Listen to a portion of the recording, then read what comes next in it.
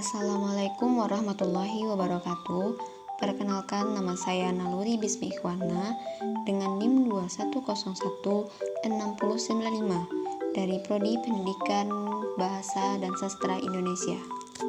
Pada kesempatan kali ini saya ingin mempresentasikan dan menjelaskan materi ini untuk memenuhi salah satu tugas mata kuliah saya, yaitu Teori Pembelajaran Bahasa Indonesia dengan dosen pengampu Ibu Yulianti Rashid SPD MPD. Baiklah, langsung saja kita masuk pada topik pembahasan kita, yakni model pembelajaran Project Based Learning. 1. Landasan teori Project Based Learning. Ada dua pemahaman dalam landasan teori Project Based Learning, yakni yang pertama dari John Dewey dan kelas demokratis, yang menyatakan bahwa metode proyek berasal dari gagasan John Dewey tentang konsep learning by doing, yaitu proses perolehan hasil belajar dengan mengerjakan tindakan-tindakan tertentu sesuai dengan tujuan. Kelas demokratis mengandung arti bahwa siswa dibagi dalam kelompok-kelompok kecil untuk menyelesaikan proyek yang menarik dan pilihan siswa sendiri. Kemudian menurut Piaget, Foucault, dan konstruktivisme, Piaget mengemukakan bahwa pengetahuan siswa akan berkembang saat siswa menghadapi pengalaman baru yang memaksa untuk membangun dan memodifikasi pengetahuan awal. Vygotsky menyatakan bahwa perkembangan intelektual individu berhadapan dengan pengalaman baru dan menantang, lalu berusaha untuk memecahkan masalah yang dimunculkan oleh pengalaman tersebut. Kedua, pengertian Project Based Learning. Pembelajaran berbasis proyek atau Project Based Learning atau PJBL adalah metode pembelajaran yang menggunakan proyek atau kegiatan sebagai media. Peserta didik melakukan eksplorasi, penilaian, interpretasi, dan sintesis serta informasi untuk menghasilkan berbagai bentuk hasil belajar. Project Based Learning atau pembelajaran berbasis proyek merupakan model pembelajaran yang berpusat pada siswa untuk melakukan suatu investigasi yang mendalam terhadap suatu topik. Siswa secara konstruktif melakukan pendalaman pembelajaran dengan pendekatan berbasis riset terhadap permasalahan dan pernyataan yang berbobot, nyata, dan relevan. 3. Karakteristik Project Based Learning. Karakteristik yang membedakan model ini dengan model yang lain, yakni yang pertama, 1. Centrality.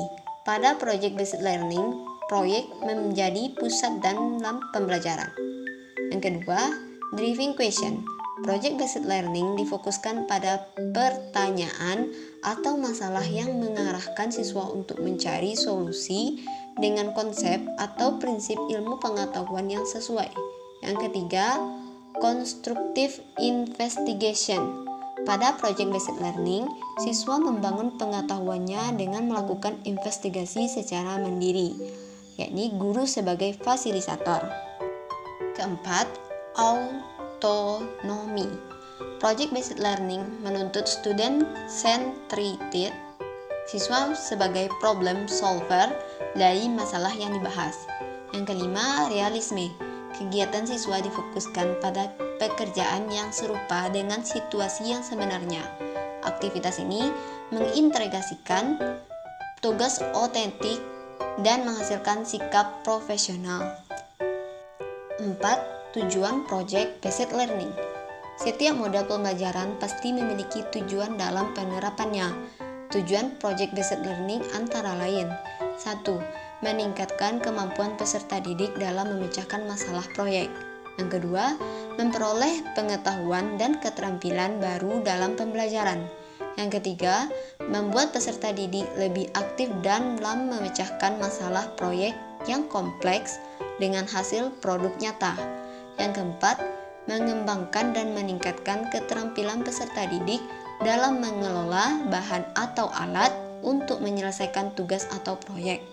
Yang kelima, meningkatkan kolaborasi peserta didik khususnya pada PJBL yang bersifat kelompok. 5. Langkah-langkah pembuatan project based learning. Langkah-langkah pembuatan project based learning yakni yang A.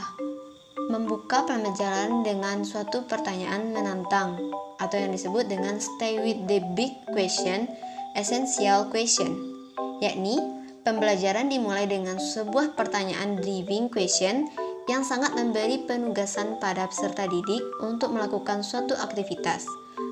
Topik yang diambil hendaknya sesuai dengan realita dunia nyata dan dimulai dengan sebuah investigasi mendalam. Kemudian yang B, menerangkan proyek atau design a plan for the project, yakni perencanaan dilakukan secara kolaboratif antara guru dengan peserta didik. Dengan demikian, peserta didik diharapkan akan merasa memiliki atas proyek tersebut. Perencanaan berisi tentang aturan main, pemilihan aktivitas yang dapat mendukung dalam menjawab pertanyaan esensial dengan mengintegrasikan berbagai subjek yang mendukung, serta menginformasikan alat dan bahan yang dapat dimanfaatkan untuk menyelesaikan proyek. Kemudian langkah C, menyusun jadwal aktivitas atau create a schedule. Guru dan peserta didik secara kolaboratif menyusun jadwal aktivitas dalam menyelesaikan proyek. Waktu penyelesaian proyek harus jelas dan peserta didik diberi arahan untuk mengelola waktu yang ada. Biarkan peserta didik mencoba menggali sesuatu yang baru. Akan tetapi, guru juga harus tetap mengingatkan apabila aktivitas peserta didik melenceng dari tujuan proyek. Proyek yang dilakukan oleh peserta didik adalah proyek yang membutuhkan waktu yang lama dalam pengerjaannya, sehingga guru meminta peserta didik untuk menyelesaikan proyeknya secara berkelompok di luar jam sekolah. Ketika pembelajaran dilakukan saat jam sekolah, peserta didik tinggal mempresentasikan hasil proyeknya di kelas. Kemudian langkah selanjutnya yakni mengawasi jalannya proyek atau monitor the student and the progress of the project, yakni guru bertanggung jawab untuk melakukan monitor terhadap aktivitas peserta didik selama menyelesaikan proyek. Monitoring dilakukan dengan cara memfasilitasi peserta didik pada setiap progres. Dengan kata lain, guru berperan sebagai monitor bagi aktivitas peserta didik. Guru mengajarkan kepada peserta didik bagaimana bekerja dalam sebuah kelompok. Setiap peserta didik dapat memilih perannya masing-masing dengan tidak mengesampingkan kepentingan kelompok. Kemudian pada langkah E, penilaian terhadap produk yang dihasilkan atau yang disebut dengan assess the outcome. Penilaian dilakukan untuk membantu guru dalam mengukur ketercapaian standar, berperan dalam mengevaluasi kemajuan masing-masing peserta didik, memberi umpan balik tentang tingkat pemahaman yang sudah dicapai oleh peserta didik, serta membantu guru dalam menyusun strategi pembelajaran berikutnya. Penilaian produk dilakukan saat masing-masing kelompok mempresentasikan produknya di depan kelompok lain secara bergantian.